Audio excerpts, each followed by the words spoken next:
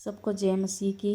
पवित्र बाइबल में उत्पत्ति 15 अध्याय 1 से लेके 21 तक अब्राहम के साथ यहोवा के वाचा बांधने का वर्णन।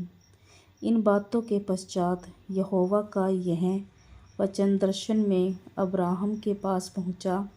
हे अब्राहम, मत डर, तेरी ढाल और तेरा अत्यंत बड़ा प्रतिफल मैं हूँ। अब्राहम ने कहा, प्रभु यहोवा, मैं तो निर्वंश हूँ और मेरे घर का वारिस यह दशमिकवासी एलीएजर होगा, अतः तू मुझे क्या देगा? और अब्राहम ने कहा, मुझे तो तूने वंश नहीं दिया, और क्या देखता हूँ कि मेरे घर में उत्पन्न हुआ एक जन मेरा वारिस होगा। तब यहोवा का यह वचन उसके पास पहुँचा, यह तेरा वारिस न होगा, तेरा जो निज पुत्र होगा वही तेरा वारिस होगा। और उसने उसको बाहर ले जाकर कहा, आकाश की ओर दृष्टि करके तारागण को गिन, क्या तू उनको गिन सकता है? फिर उसने उससे कहा, तेरा वंश ऐसा ही होगा। उसने यहोवा पर विश्वास किया और यहोवा ने इस बात को उसके लेखे में धर्म गिना। तब उसने उससे कहा, मैं वही यहोवा हूँ जो तुझे कसदियों के उर नगर से बाहर ले आया कि तुझको इस देश का अधिकार दूँ। उसने कहा, हे प्रभु यहोवा, मैं कैसे जानूँ कि मैं इसका अधिकारी होऊंगा? यहोवा ने उससे कहा, मेरे लिए 3 बरस की एक कलोर और 3 बरस की एक बकरी और 3 बरस का एक मेढ़ा और एक पिंडुक और कबूतर का एक बच्चा ले।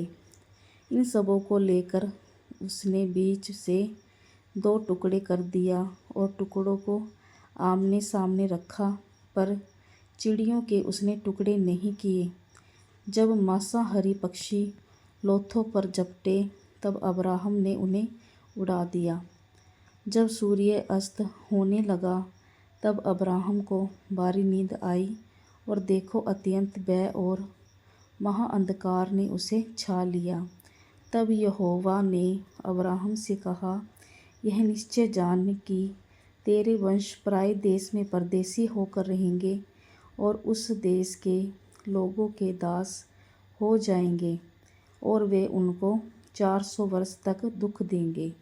फिर जिस देश के वे दास होंगे उसको मैं दंड दूंगा, और उसके पश्चात वह बड़ा धन वहाँ से लेकर निकल आएंगे, तो तू अपने पितरों में कुशल के साथ मिल जाएगा। तुझे पूरे बुढ़ापे में मिट्टी दी जाएगी, पर वे 4थी पीढ़ी में यहाँ फिर आएंगे, क्योंकि अब तक अमोरियों का अधर्म पूरा नहीं हुआ है। और ऐसा हुआ कि जब सूर्य अस्त हो गया और घोर अंधकार छा गया, तब एक अंगीठी जिसमें से धुआं उठता था और एक जलती हुई मशाल दिखाई दी, जो उन टुकड़ों के बीच में से होकर निकल गई।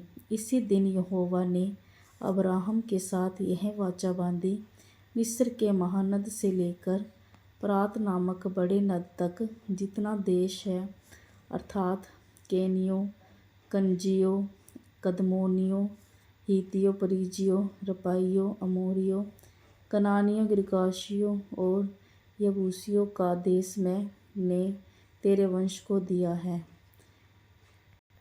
परमेश्वर आपको आशीष दे। आमीन।